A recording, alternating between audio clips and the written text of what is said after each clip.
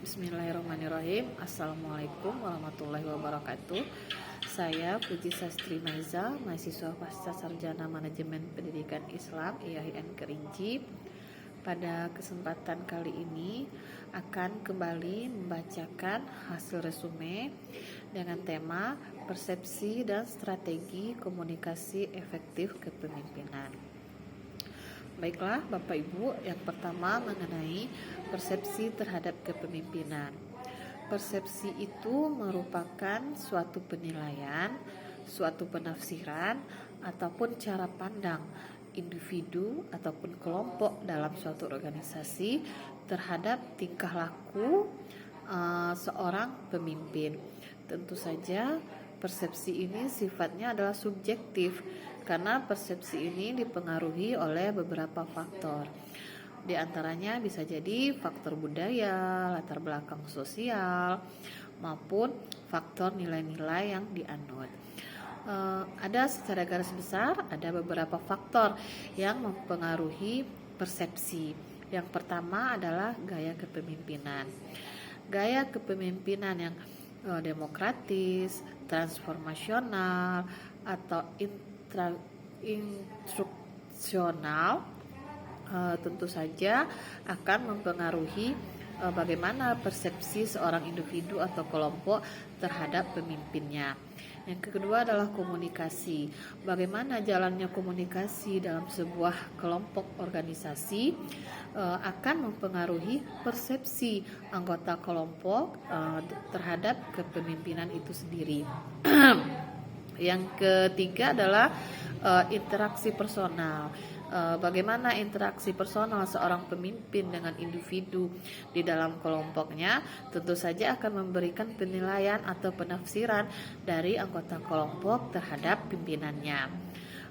Kemudian adalah nilai-nilai yang dijunjung.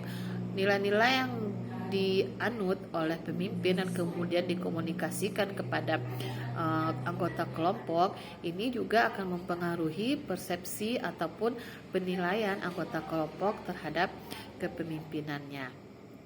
Nah, kemudian strategi komunikasi yang efektif.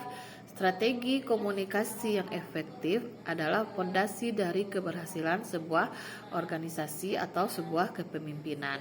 Nah, mengapa strategi komunikasi yang efektif sangat penting bagi seorang pemimpin? Yang pertama adalah membangun kepercayaan. Untuk membangun sebuah kepercayaan tentu diperlukan adanya keterbukaan antara pemimpin dan tim yang dipimpin atau individu yang dipimpin.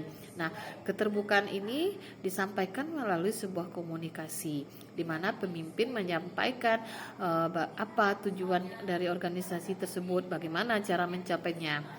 Selanjutnya adalah untuk meningkatkan komunikasi.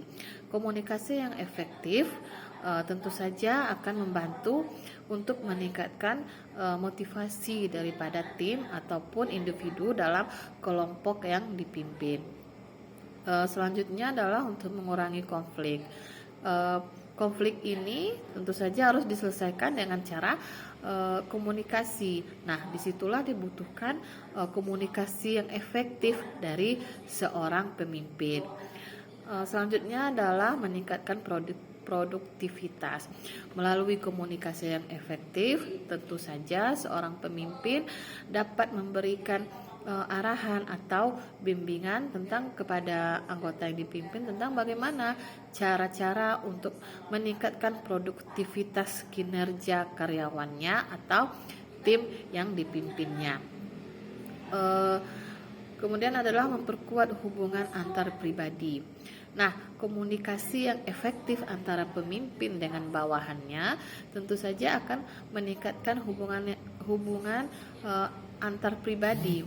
Dengan kata lain bahwa anggota atau tim yang dipimpinnya dapat menyampaikan bagaimana atau apa-apa saja tantangan-tantangan yang mereka hadapi dalam menjalankan organisasi ini sehingga bisa diselesaikan secara bersama oleh pemimpin maupun tim dari organisasi tersebut. Mungkin itulah Bapak Ibu resume singkat mengenai materi hari ini, yaitu persepsi dan strategi komunikasi efektif kepemimpinan. Lebih dan kurang saya mohon maaf. Saya tutup dengan wabillahi taufik wal hidayah. Wassalamualaikum warahmatullahi wabarakatuh.